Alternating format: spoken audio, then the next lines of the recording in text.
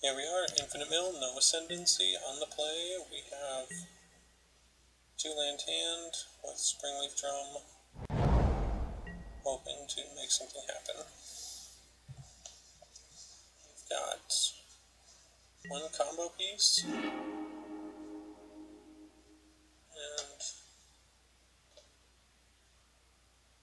think about how I want to start. It's like tap land, get some colors out, but it's always nice to get the drum out on one, just to not have to worry about getting it out later. But once you have something in a tap, it's almost free that turn, so just go with the Scryland, it's usually best. Our opponent didn't see. Top that, because we want the color, and pass.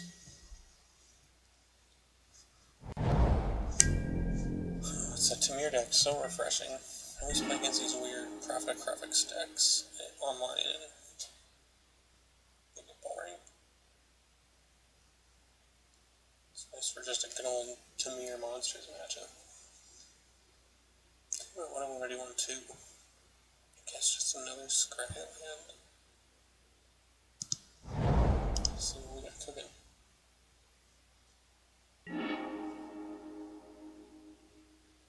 Another Pilgrim. I just want to say yes because I have a few artifacts and this will just keep the 5/5s coming, so why not?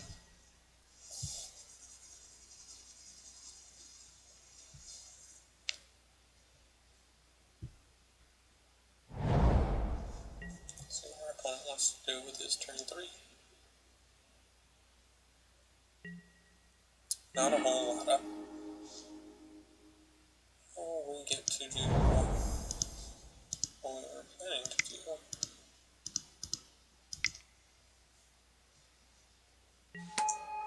Just find us some Ensoul artifact. The 1-drops, like an altar that we could cast right now off of making mana, so we'll just pass. There's that cat. 4 mana, we see Polychronos. If we had double red, would we see Ashcon Phoenix? Like, what kind of Temur Monsters deck is this? No, it's something.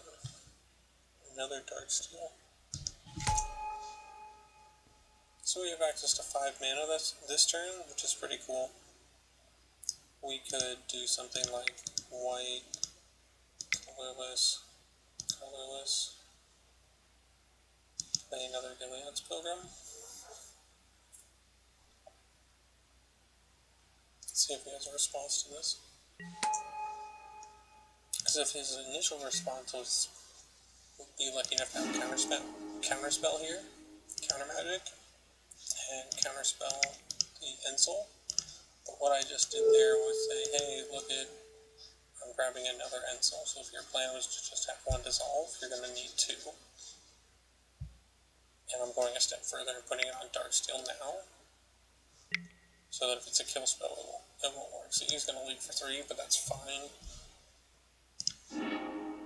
Because I'm basically saying you're going to need 2 of those, and now that I know it's Temur time, I can make sure that I have access to 3 mana the next time I go to cast it. Like right now.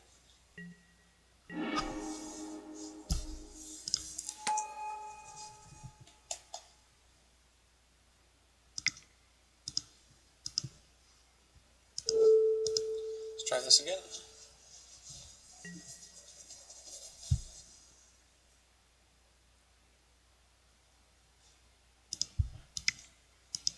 Got this Alter the Brood, so that's a combo piece.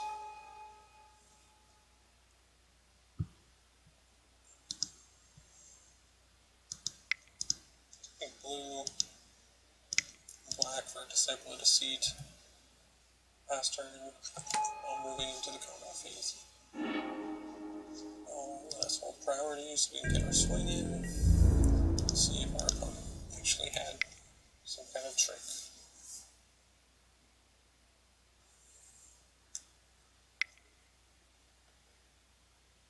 And they do. They always do. I'll just start dragonclaw. Well, that's frustrating. Well, luckily, put it on an indestructible guy, because we're smart.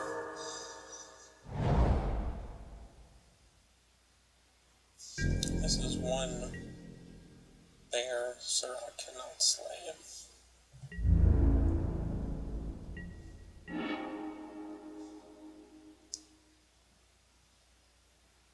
I will, however, commend him on his efforts. 2, 30. Midnight Guard.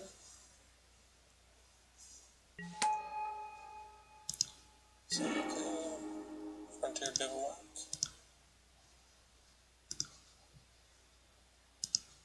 Sprayer. 3 mil one more time. Abandon. That's the missing piece, so we're going to leave it on top. Pass turn. Try not to draw attention to ourselves.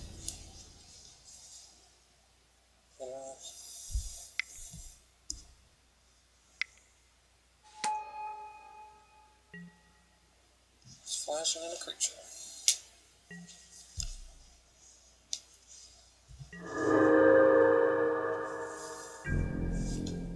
These creatures are uncounterable thanks to surrak dragonclaw. This is fine. He wants to attack us in the air for 3. He wants to take the long route to victory. That's fine. 17 damage at a time. It's going to take a while from that 30. Have to fade one more turn. And just pass here.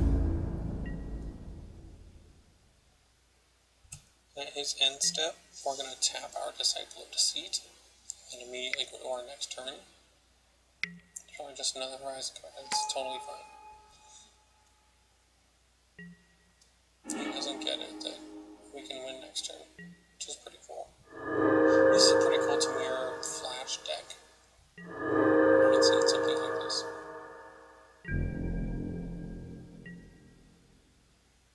And it's cool that we just get to mill him out too.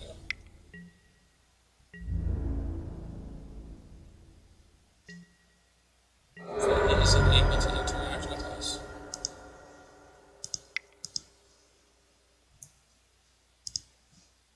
See what he does about this. We got the trigger on the stack, so shooting the Disciple now does nothing. Pitch Torment's Crypt. Find an Ornithopter. And then mill. Cast an Ornithopter. And triggers on stack. Always yield. Alright, so now we cast Retraction Helix, targeting Midnight Guard. He has a counterspell. A hard counterspell. Now that we have Retraction Helix targeting Midnight Guard, we tap Midnight Guard to return Ornithopter to our hand. We recast Ornithopter. Altar of the Brood and Midnight Guard both see this creature enter the field, so they untap and mill our opponent respectively. We tap Midnight Guard again, return the Ornithopter, cast it, triggers on the stack, our opponent mills. Start the process over.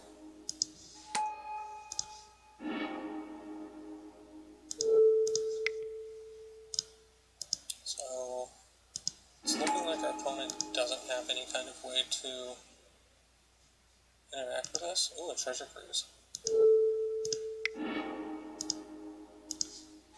Just mill the Treasure Cruise. A Savage Knuckle Blade and Lightning Strike and a Nullify. This is just a really cool Temur, flashy deck. See boons here, flashy Temur deck. We're just milling the entire deck. Frontier Bivouac.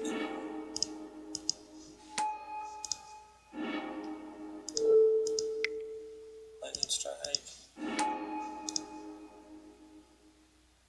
Prophet of Crufix. See, decks love to play a Prophet of Crufix. I don't know why. To me, it's a really bad magic card because look at that slot in his deck could have been like another removal spell, and then if he had drawn that, like he might be holding a Prophet of Crufix right now, and instead of being able to shoot down one of my dudes, he's just sitting there holding Prophet of Crufix, like, why can't I stop this from happening? And it's just, well, I think that Prophet of Crufix is a bad card, and when you build around it, you get fall into traps. I think it's a trap card in Standard to build around. I don't like it. I don't know, I'm just ranting.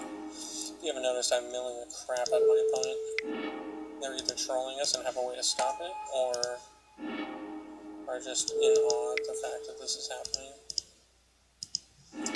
Which it is a little awe-inspiring. Just gonna ask our opponent. Yeah, there you go. I paused for one moment and you finally got it. Oh, well, there you go. Infinite Mill, no Ascendancies. Ascendancy wasn't required, and we got the Infinite Mill combo win, which you can see.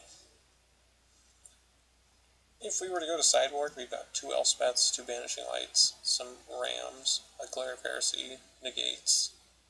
I've been tooling around with Kainsei, and I've got some Fire Extinguisher Revokers online, so I just pack them with me just in case. They're pretty cool. I'm trying out a 1 Read the Bone right now. Read the Bones, so Read the Bone. No, that was really cool how you got to see the Tormod's Crypt become Ornithopter there on the last turn. We wouldn't have been able to win without that, and our opponent had no way of seeing that coming. We tapped the Disciple at the last second before we went to our turn to end the game, pitch the Crypt, find the Ornithopter. And it's so cool because there's only 1 copy of Crypt and 4 copies of Ornithopter, so if you need Ornithopter, there's only 2 ways to get it. Draw Ornithopter naturally, or find the 1 Tormod Crypt, get a Disciple of Deceit trigger, and make it happen and get Ornithopter, and that's what we did, so it's pretty cool. Great showcase of how the deck works against a fairly decent opponent. You saw me milling his deck there, and he had some really cool cards that were just hitting the yard, and that's what this deck does. It ignores what the opponent wants to do in any given scenario and just goes for the win. And if it gets there, it gets there. Like you just saw, he was probably holding some stupid creatures that he was just sandbagging. I don't know why. We had Esper Colors. You hit Esper Colors, so he might have been thinking board wipe, don't commit too much. I don't know. I don't know. It was pretty cool. But yeah, thanks for watching Infinite Mill, no Ascendancies.